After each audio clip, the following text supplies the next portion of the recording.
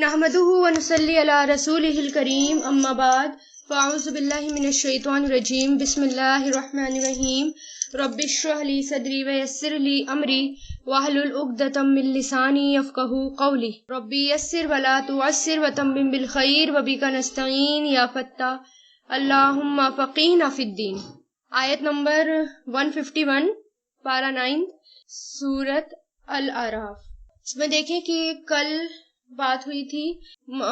موسیٰ علیہ السلام جو تھے وہ کوہ طور پر گئے ہوئے تھے اور اللہ تعالیٰ نے موسیٰ علیہ السلام کو بلایا ہوا تھا تورات دینے کے لیے۔ موسیٰ علیہ السلام کو اللہ تعالیٰ نے تورات کے لیے بلایا 40 دن کے لیے، لیکن ان کی قوم نے ان کے پیچھے بچڑے کو معبود بنا لیا، یعنی بچڑے کو اپنا رب بنا لیا۔ اور ہارون علیہ السلام جو ان کی جانشینی کر رہے تھے، یعنی ہارون علیہ السلام کو کہا تھا موسیٰ علیہ السلام نے کہ ان کی اصلاح کرنا، ان کو سنبھال کر رکھنا، مفسد لوگوں کے پیچھے مت چلنا۔ ہارون علیہ السلام نے ان کو بہت سمجھایا، لیکن سامری نام کے جادوگر نے ان پوری کی پوری قوم کو ورگلا دیا اور اپنی باتوں میں ان کو لے لیا، اور نتیجہ یہ ہوا کہ بہت سارے لوگ شرک کرنے لگے، اس بچڑے کو معبود ماننے لگے۔ جب موسیٰ علیہ السلام آئے 40 دن کے بعد اور موسیٰ علیہ السلام نے اپنی قوم کا یہ حال دیکھا کہ وہ شرک کر رہی ہے، تو موسیٰ علیہ السلام کو بہت زیادہ غصہ آیا، افسوس بھی اور غصہ بھی، اور اپنے ہی بھائی کو پکڑ کے انہوں نے اپنی طرف کھینچا، بالوں سے پکڑ کر، کیونکہ وہ غصے میں تھے اور ایک نبی بھی تھے، اور بہت بڑی بات تھی یہ نبی کے لیے کہ ان کی پوری قوم جو تھی وہ شرک میں پڑ رہی تھی۔ تو انہوں نے کہا اپنے بھائی سے کہ تم نے میری قوم کو کیوں نہیں سنبھالا؟ تو ہارون علیہ السلام نے کہا انہوں نے میری بات نہیں مانی اور قریب تھا کہ یہ مجھے قتل کر دیتے۔ پھر انہوں نے کہا کہ آپ جو ہیں مجھ پر دوسروں کو مت ہنسائیے، آپ ایسا کام مت کیجیے، یعنی موسیٰ علیہ السلام نے ان کو پکڑ رکھا تھا نا کہ آپ دوسروں کو، مفسدوں کو، یعنی ظالموں کو مجھ پر نہ ہنسائیں، دشمنوں کو مجھ پر نہ ہنسائیں۔ میرا ان پر بس نہیں چلا، انہوں نے میری بات نہیں مانی۔ تو پھر دیکھیں اس کے بعد آگے کیا ہوتا ہے، آیت نمبر 151 دیکھیں پھر۔ قال، کہا، کس نے؟ موسیٰ علیہ السلام نے، یعنی جب ہارون علیہ السلام نے کہا کہ انہوں نے میری بات نہیں مانی تھی، میں نے ان کو بہت سمجھایا، تب موسیٰ علیہ السلام نے پھر اللہ تعالیٰ کے طرف رجوع کیا اور کیا کہا؟ قالا، کہا، ربی، اے میرے رب، اغفر، تو بخش دے، غفرا یغفرو، اغفر، غفیرہ یغفرو، اغفر، ٹھیک ہے، 3 حرفی ماضی، غفیرہ یغفرو، اغفر، کہ کالا، کہا، ربی، اے میرے رب، اغفر، تو بخش دے، لی، مجھے، یعنی میرے لیے، مجھے، ولی اخی، وا مطلب اور، لی مطلب لیے، اور اخی میرا بھائی، اور میرے بھائی کے لیے، یعنی اور میرے بھائی کو، وَأَدْخِلْنَا، اور داخل کر ہمیں، ادخلا یدخلو، ادخل فعل امر، اور داخل کر نہ ہمیں، فی رحمتی کا، فی مطلب میں، رحمتی رحمت، اور کا اپنی رحمت میں، وَأَنْتَ، وا مطلب اور، انتا تو، انتا جو ہے یہ ضمیر ہے، انڈیویجول والی جو ضمیر آتی ہے، ہوا، ہما، ہم، انتا، انتما، انتم، انا، نحنو والی، تو انتا مطلب تو، ارحمو، ارحم، سب سے زیادہ رحم کرنے والا، ارحم سب سے زیادہ رحم کرنے والا، جیسے اکبر سب سے زیادہ بڑا، اسی طرح احسن سب سے زیادہ اچھا، اسی طرح ارحم سب سے زیادہ رحم کرنے والا، اور تو سب سے زیادہ رحم کرنے والا ہے راحمین، سب رحم کرنے والوں سے، راحم رحم کرنے والے، اور راحمین ہے یہ، یعنی پلورل ہے، یعنی سب رحم کرنے والوں میں تو ہی سب سے زیادہ رحم کرنے والا ہے۔ تو یہ کیا ہے؟ یہ استغفار ہے، یعنی جب انہوں نے دیکھا کہ ان کی قوم جو ہے وہ بہک گئی ہے، شرک کرنے لگی ہے، تو فوراً انہوں نے اللہ تعالیٰ کی طرف رجوع کری۔ کیوں؟ کیونکہ جو بندہ مومن ہوتا ہے وہ ہر حال میں اپنے رب کی طرف راغب ہوتا ہے، رجوع کرتا ہے، ہر حال میں اپنے رب سے دعائیں کرتا ہے، اور یہی ایک نبی نے کیا، اور نبی تو ہر وقت اللہ تعالیٰ سے دعائیں کرتے تھے، ہر وقت استغفار بھی کیا کرتے تھے۔ تو موسیٰ علیہ السلام نے بھی یہی کیا، فوراً اپنے بھائی کو چھوڑا اور فوراً اللہ تعالیٰ کی طرف رجوع کی، اور کیا کہا کہ بخش دے مجھے اور میرے بھائی کو، کیونکہ وہ سمجھ رہے تھے کہ میرے بھائی نے ان کو سمجھایا ہوگا، لیکن جب تھوڑا سا غصہ شانت ہو گیا، جب ان کو ہوش آیا، غصہ شانت ہو گیا، تب انہوں نے اپنے اور اپنے بھائی کے لیے اللہ تعالیٰ سے مغفرت کی دعا کی کہ اللہ تعالیٰ مجھے اور میرے بھائی کو بخش دے اور داخل کر ہمیں اپنی رحمت میں، اور تو سب سے بڑھ کر رحم کرنے والوں میں سے ہے۔ تو ایک بندہ مومن صرف اپنے لیے ہی بخشش کی دعائیں نہیں مانگتا، اپنے محبوب جو اپنے قریب ترین لوگ ہوتے ہیں ان کے لیے، جو جن سے محبت کرتا ہے ان کے لیے، اور تمام امت محمدیہ کے لیے ایک بندہ مومن مغفرت کی دعائیں کرتا ہے، صرف اپنی ذات کے لیے نہیں کرتا، اس کے دل میں تڑپ ہوتی ہے، اور نبی کے دل میں تو سب کے لیے ہی تڑپ ہوتی ہے، پوری قوم کے لیے، ایک کہ ان کی پوری قوم جو ہے وہ بخش دی جائے، ہر وقت ایک نبی یہی چاہتے ہیں۔ تو انہوں نے اپنے لیے اور اپنے بھائی کے لیے دعا کری، اور کیا کہا کہ ہمیں اپنی رحمت میں داخل کرنا۔ پھر آگے دیکھیں آیت 152، ان الذین، بے شک وہ لوگ جو اتخذوا، جنہوں نے بنا لیا، اتخذا یتخذی یعنی اتخذو فعل ماضی ہے، وہ لوگ جنہوں نے بنا لیا، عجلا بچڑے کو کیا بنا لیا؟ بچڑے کو معبود بنا لیا، یعنی انڈرسٹوڈ ہے یہاں پر، تو معبود جو ہے یہاں پر محذوف ہے، یعنی ہمیں نظر نہیں آ رہا لیکن انڈرسٹوڈ ہے کہ بچڑے کو معبود ہی بنایا انہوں نے۔ سینالہم، سین زبر سا یعنی جلد ہی،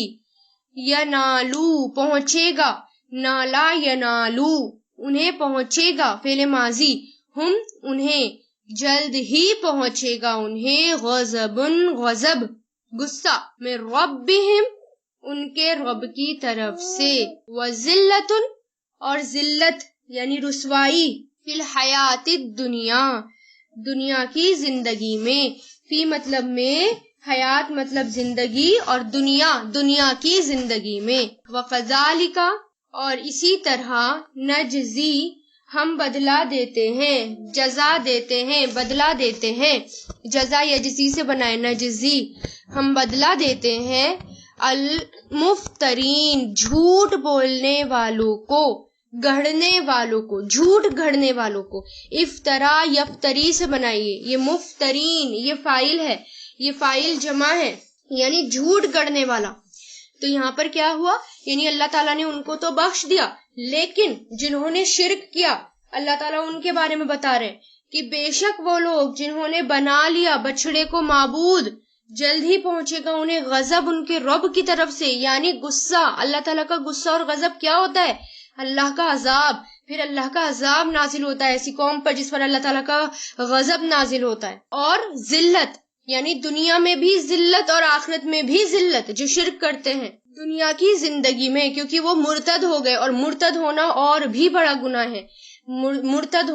مرتد یعنی پہلے تو وہ موسیٰ علیہ السلام پر ایمان لائے اور پھر بچڑے کو دیکھ کر بچڑے کو معبود بنا لیا، تو ایسے لوگوں کی سزا بہت بڑی ہوتی ہے، ایسے لوگوں کو اللہ تعالیٰ دنیا میں بھی سزا دیتے ہیں اور آخرت میں بھی۔ خیر شرک تو ایک بہت بڑا گناہ ہے، کیونکہ قرآن میں اللہ تعالیٰ نے کہا ہے کہ میں سب چیزیں معاف کر سکتا ہوں لیکن میں شرک معاف نہیں کروں گا۔ تو شرک جو ہے ایک کبیرہ گناہ ہے، ایک بہت بڑا گناہ ہے، جو کہ جنت کے دروازے بند کر دیتا ہے، اور اس کے لیے اس کی وجہ سے جہنم کے دروازے کھل جاتے ہیں، اور پھر ذلت ملتی ہے دنیا میں بھی اور آخرت میں بھی۔ اور یہی اللہ تعالیٰ کہہ رہے ہیں اسی طرح ہم بدلہ دیتے ہیں مفترین جھوٹ باندھنے والوں کو، جھوٹ گھڑنے والوں کو۔ کیسے سزا ملتی ہے؟ یعنی اللہ کا غضب اور ذلت۔ اس لیے ہر حال میں شرک سے بچنا ہے، ہر حال میں شرک سے دور رہنا ہے، اور دوسروں کی بھی اصلاح کرنی ہے۔ پھر آگے دیکھیں آیت نمبر 153، والذین اور وہ لوگ عملو انہوں نے عمل کیے، عمیلہ یعملو فعل ماضی، ان سب نے عمل کیے، سیئات برے، ثم پھر تابو توبہ کر لی، تابا یتوبو سے فعل ماضی، تابو توبہ کر لی، من بعدہا من مطلب سے، بعد یعنی بعد، اور ہا اس کے بعد سے، وآمنو اور ایمان لائے، آمنا یؤمنو، آمن فعل ماضی اور ایمان لائے، انا بے شک، ربکا آپ کا رب، من بعدہا اس کے بعد، من مطلب سے، بعدہا اس کے بعد، لغفور ضرور ہی بخشنے والا، رحیم رحم کرنے والا ہے۔ یعنی یہاں پر دیکھیں کتنی تسلی دینے والی آیت ہے یہ، کتنی بہترین آیت ہے یہ، کہ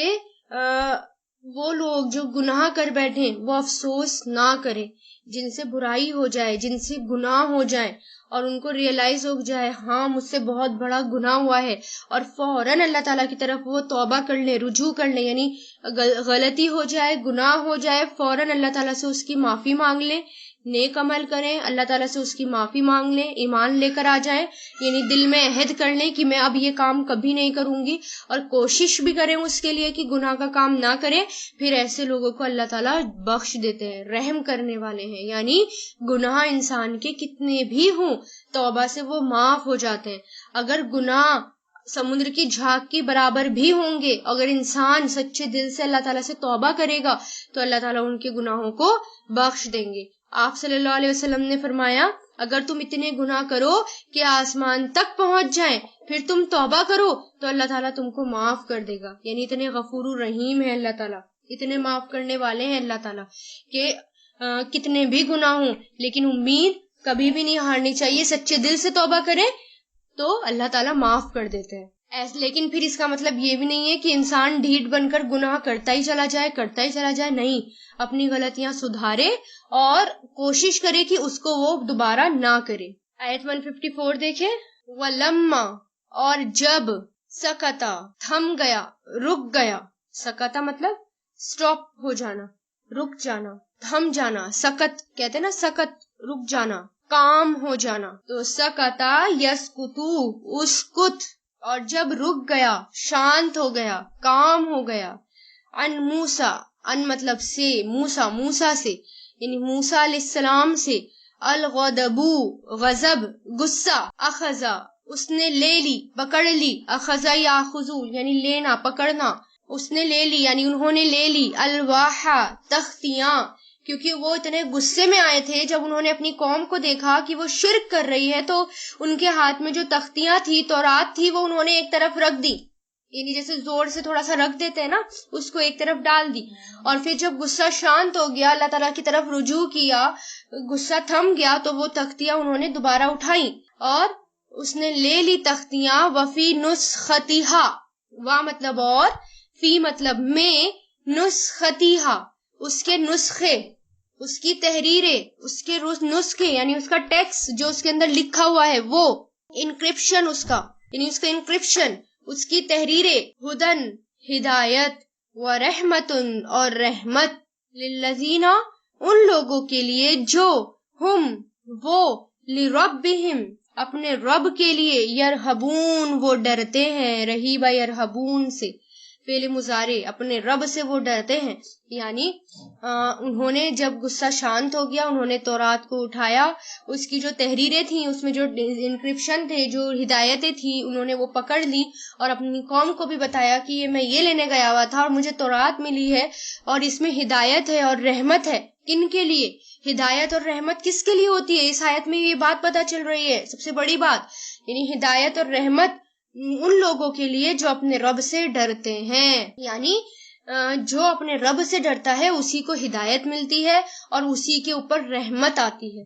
سہل بن عبداللہ کہتے ہیں کہ دنیا اور آخرت کی ہر بھلائی کی بنیاد اللہ سے خوف کرنا ہے، یعنی اگر ہمیں دنیا اور آخرت کی بھلائی چاہیے تو اللہ تعالیٰ کا خوف دل میں رکھنا ہے۔ تو یہاں پر یہی بات ہے کہ تورات ہدایت تھی، لیکن کس کے لیے ہدایت تھی؟ اپنے رب سے جو ڈرتے ہیں اس کے لیے۔ اسی طرح قرآن ہدایت ہے، لیکن کس کے لیے؟ جو اپنے رب کا تقویٰ کرتے ہیں، کیونکہ کچھ لوگ ایسے ہوتے ہیں جو قرآن پڑھ کر بھی نہیں سدھرتے، قرآن پڑھ کر بھی ان کا حال ایسا ہی رہتا ہے، جیسے وہ پہلے تھے ویسے ہی وہ بعد میں رہتے ہیں۔ قرآن ان کے لیے ہدایت نہیں بنتا، قرآن ان کے لیے رحمت نہیں بنتا۔ کیوں؟ کس لیے؟ کیونکہ ان کے دل میں تقویٰ نہیں ہوتا، ان کے دل میں اللہ کا خوف نہیں ہوتا۔ جب دلوں میں اللہ تعالیٰ کا خوف آتا ہے، جب دلوں میں اللہ تعالیٰ کا تقویٰ آتا ہے تو قرآن بھی کیا بنتا ہے؟ ہدایت بنتا ہے۔ رحمت ہوتی ہے اس سے، ہدایت ملتی ہے اس سے۔ آیت 155 دیکھیں، وختارا اور چن لیا، وختارا چوز کرنا، چن لینا، چوز کرنا، خیر سے بنائیں گے۔ خیر کس کو کہتے ہیں؟ بھلائی کے لیے آتا ہے نا خیر، یعنی بہت ساری چیزوں میں سے خیر کی چیز چن لینا، لے لینا۔ اختارا اسی سے بنائے، اس کے روٹ لیٹر ہے خا یا را، تو اختارا یختارو اختر، اور چن لیا موسیٰ، موسیٰ علیہ السلام نے، قومہ اپنی قوم سے، 70 70 رجولن آدمی، 70 آدمی، 70 آدمی، لی میقاتینا ہماری مقرر وقت کے لیے، لی مطلب لیے، میقات مقرر وقت، اور نہ ہمارے مقرر وقت کے لیے۔ فلما فا مطلب پھر، لما جب اخذتہم پکڑ لیا انہیں، اخذا یا خضو سے، اخذت فعل ماضی ہے، فیمیل کا صیغہ، پکڑ لیا انہیں، رجفتو زلزلے نے، رجفا کہتے ہیں زلزلے کو، زلزلے نے، قالا اس نے کہا، ربی اے میرے رب، لو اگر، شئتا تو چاہتا،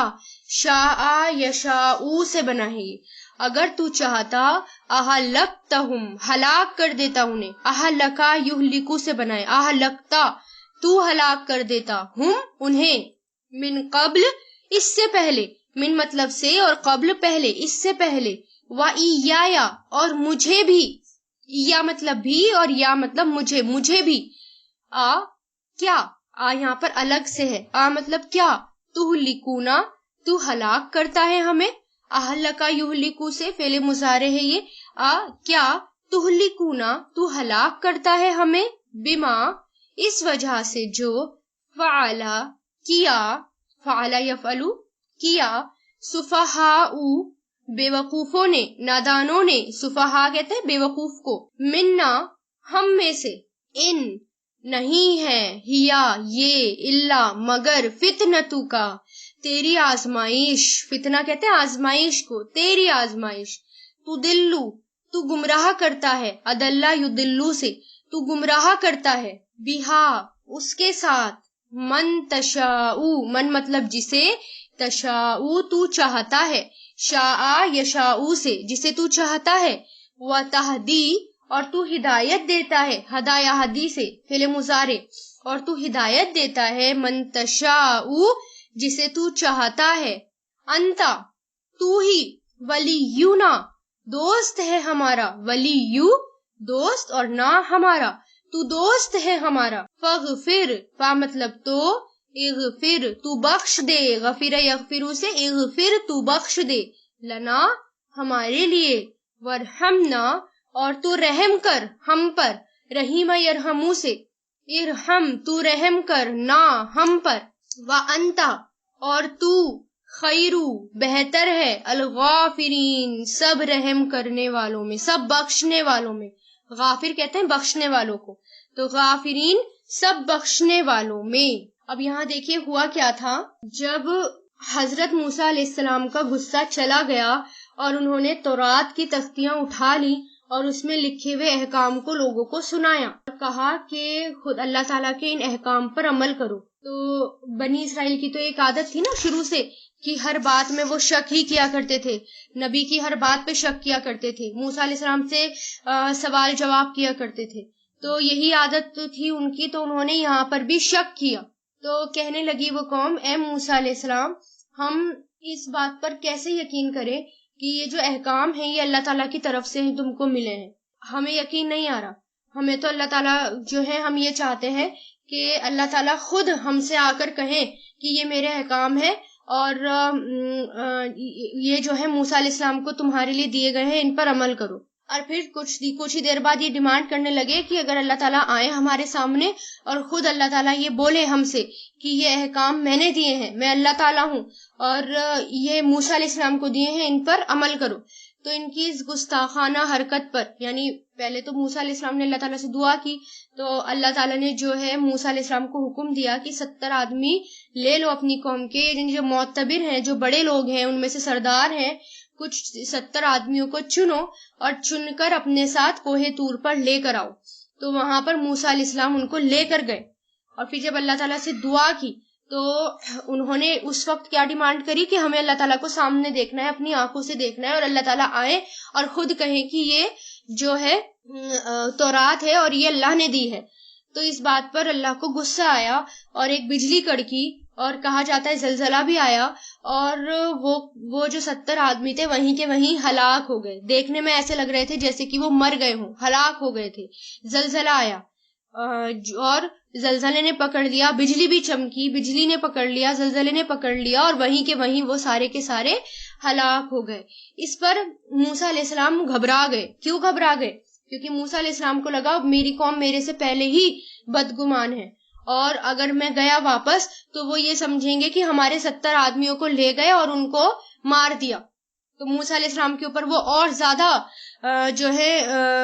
ان کو باتیں بنائیں گے، ان کو اور سنائیں گے، اور سارا الزام کس پر ڈالیں گے؟ موسیٰ علیہ السلام پر ڈالیں گے۔ تو اس پر موسیٰ علیہ السلام نے اللہ تعالیٰ سے عرض کیا کہ اے میرے پروردگار، یہ تو مجھے یقین ہے کہ ان لوگوں کو آپ تنبیہ کرنا چاہتے ہیں، یعنی سزا دینا مقصد ہے، ہلاک کرنا نہیں۔ اگر آپ ان کو اور مجھ کو ہلاک کرنا چاہتے تو آپ پہلے ہی ہلاک کر دیتے۔ پہلے مطلب کب؟ جب فرعون ہمارے پیچھے دوڑ رہا تھا دریا میں، اگر آپ چاہتے تو آپ تبھی ہلاک کر سکتے تھے، یا کسی اور طرح مار ڈالتے، مگر آپ نے ہم پر رحم کیا اور سب کو بچا لیا۔ بس اس بار بھی ہم پر رحم کریں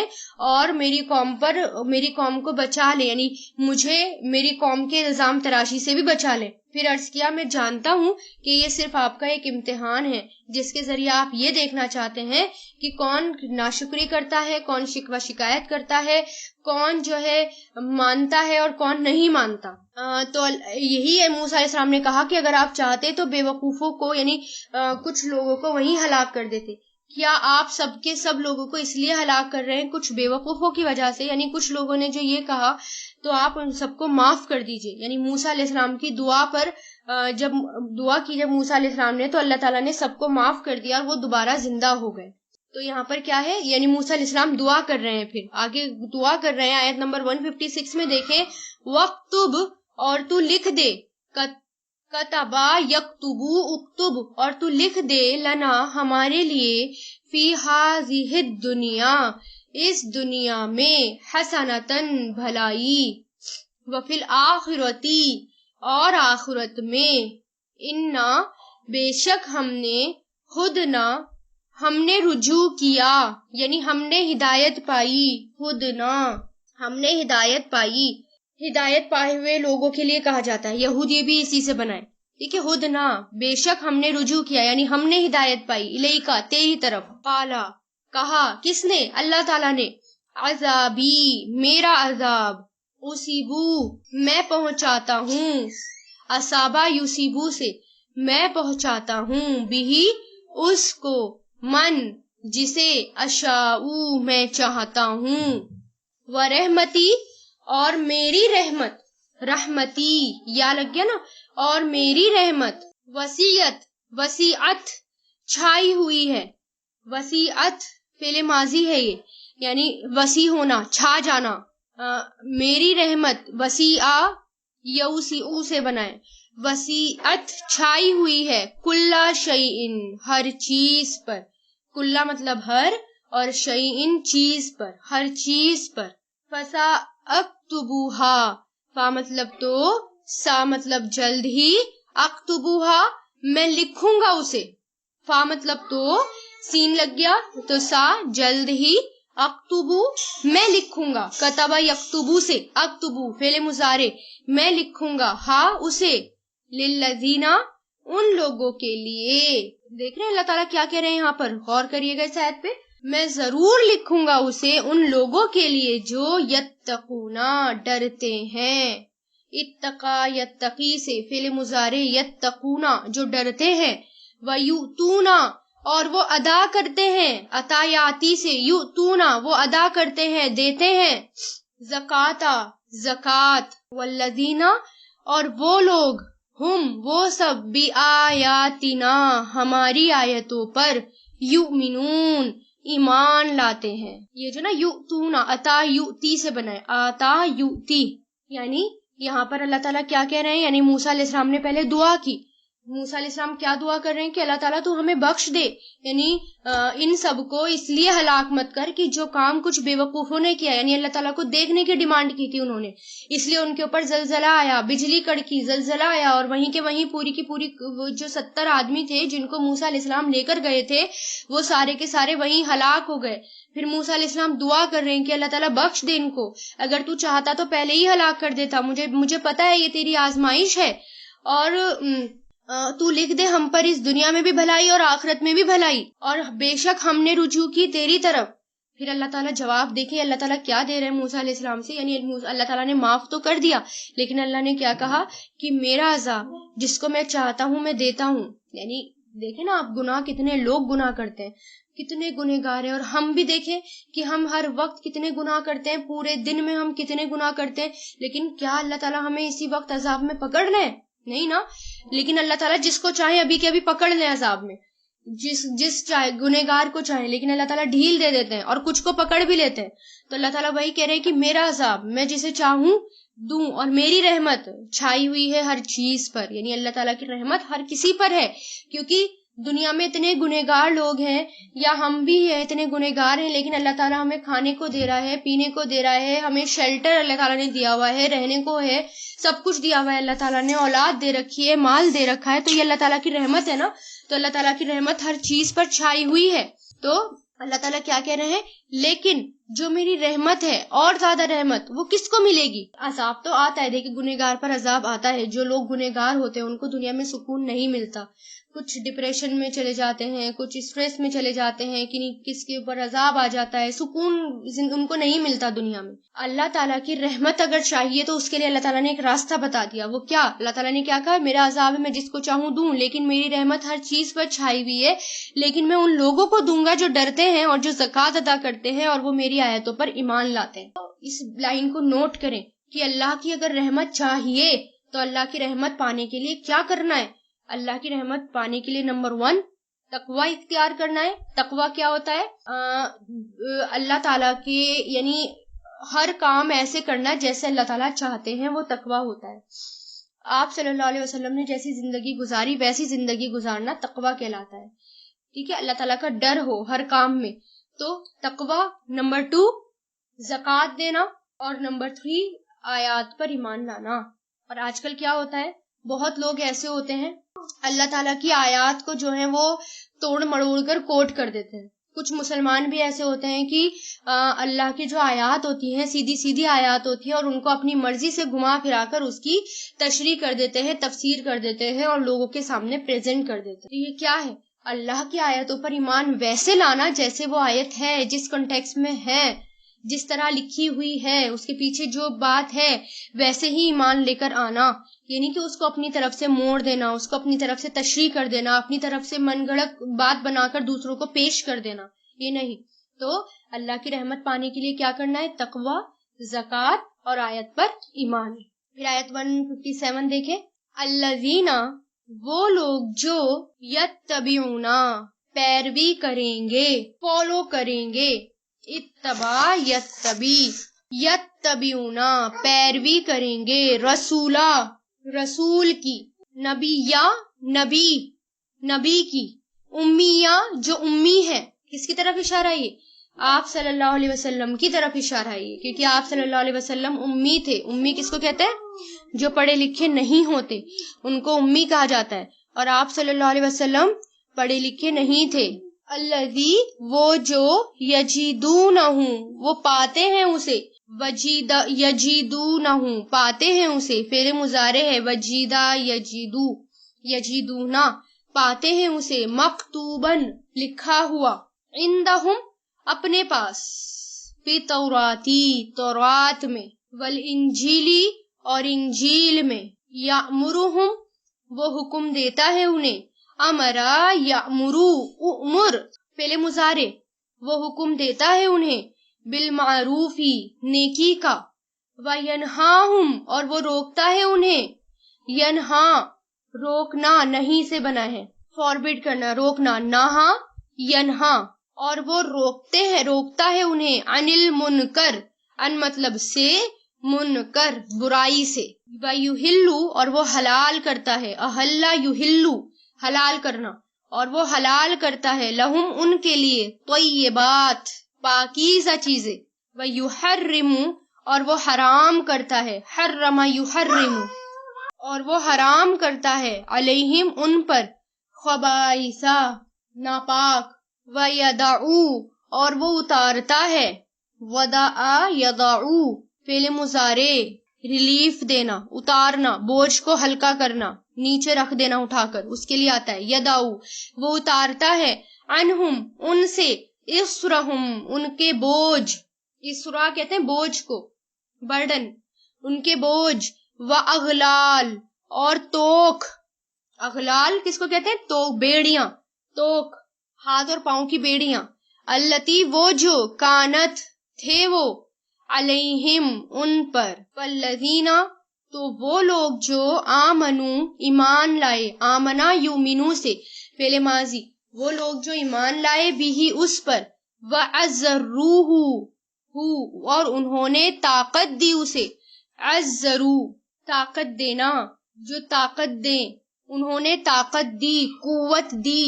آنر کرنے کے لیے بھی آتا ہے، عزت دینے کے لیے بھی آتا ہے یہ، عزرو عین زارا روٹ لیٹر ہے اس کے، عزرا یعزرو عزر، عزروہ یعنی انہوں نے عزت دی اسے، طاقت دی، دونوں میننگز میں لیا جاتا ہے یہ، وَنَصَرُوهُ اور انہوں نے مدد کی اس کی، نصرو ان سب نے مدد کی، فعل ماضی نصرہ ینصرو سے، اور انہوں نے مدد کی اس کی، وَاتَّبَعُوا اور انہوں نے پیروی کی، اس آیت پر غور کیجیے گا، غور سے سنیے گا، یعنی بتا رہے ہیں اللہ تعالیٰ کون ہے ہدایت والے، وَاتَّبَعُوا اور انہوں نے پیروی کی، اتباع یتبی سے، النورا اس نور کی، کون نور کیا ہے یہاں پر؟ نور یہاں پر قرآن ہے، والذی الذی وہ جو، انزلہ نازل کیا گیا، انزلہ ینزلو سے فعل ماضی مجہول، جو نازل کیا گیا، معہو اس کے ساتھ، اولئکا یہی لوگ ہیں، ہم وہ سب، مفلحون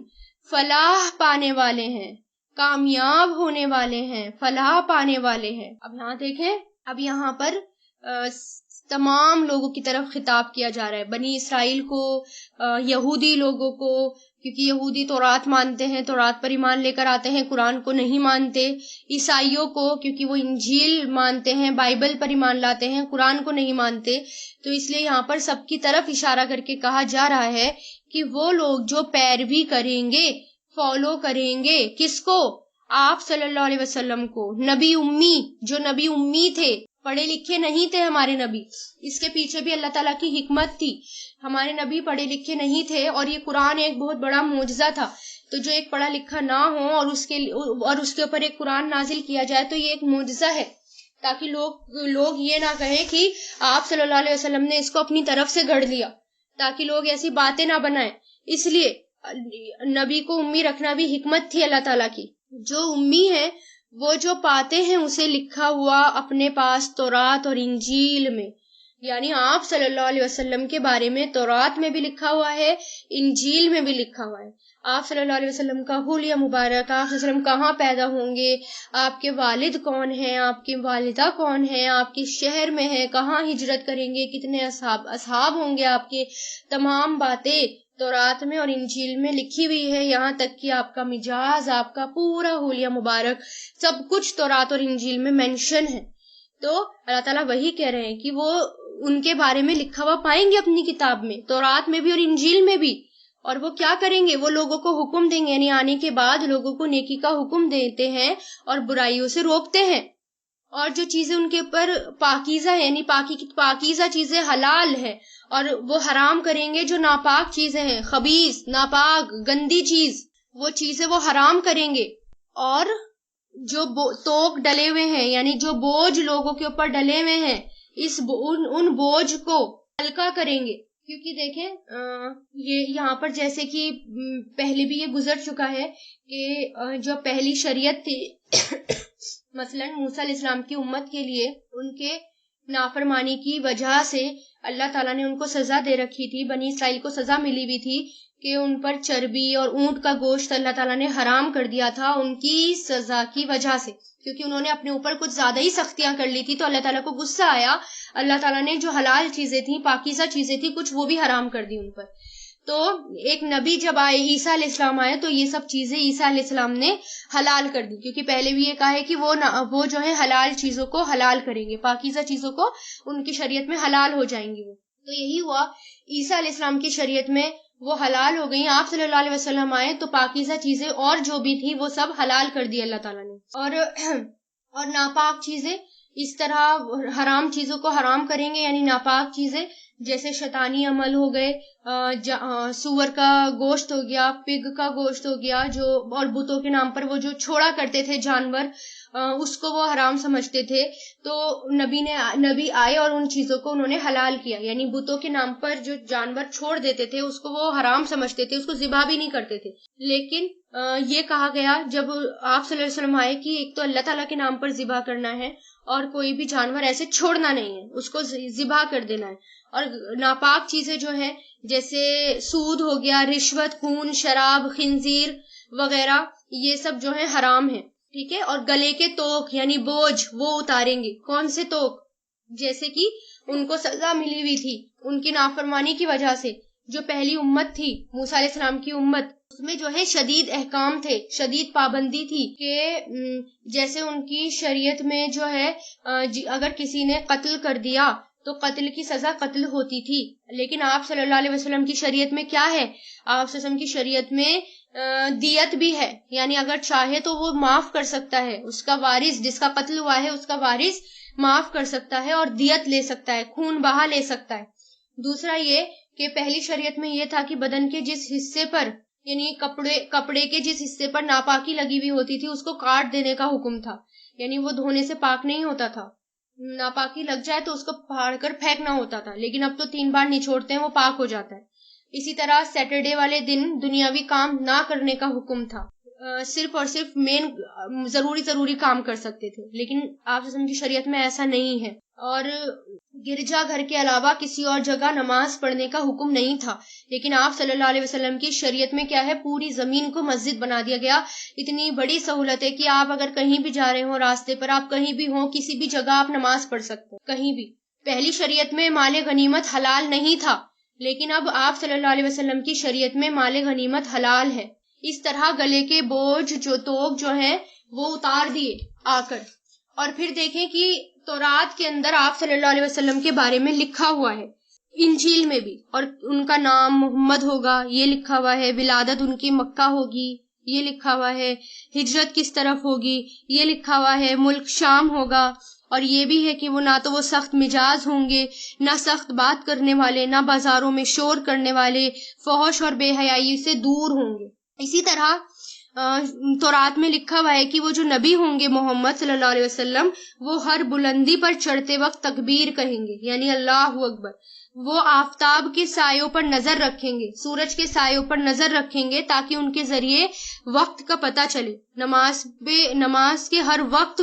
کا پتہ چلے. اپنے نچلے بدن پر تہمت کا استعمال کریں گے، پاؤں اور ہاتھ کو وضو کے ذریعے پاک کریں گے. جہاد میں صفیں ایسی ہوں گی جیسی نماز باجماعت میں ہوتی ہے. تو یہ سب لکھا ہوا ہے تورات میں بھی. اور استثناء باب 18 اور آیت 15 to 19 یوحنا میں بھی لکھا ہوا ہے، 19 to 21 یوحنا باب 14 میں بھی لکھا ہوا ہے. تو اس طرح ان کے جو ہے پیشن گوئیاں تورات میں ہیں آپ صلی اللہ علیہ وسلم کی. تو تورات کھول کر دکھائی جا سکتی ہیں، یہ دعوتی پوائنٹ ہے، یعنی تورات کھول کر سب دکھایا جا سکتا ہے کہ دیکھو نبی کے بارے میں لکھا ہوا ہے، اس کتاب میں، آپ کی کتابوں میں لکھا ہوا ہے.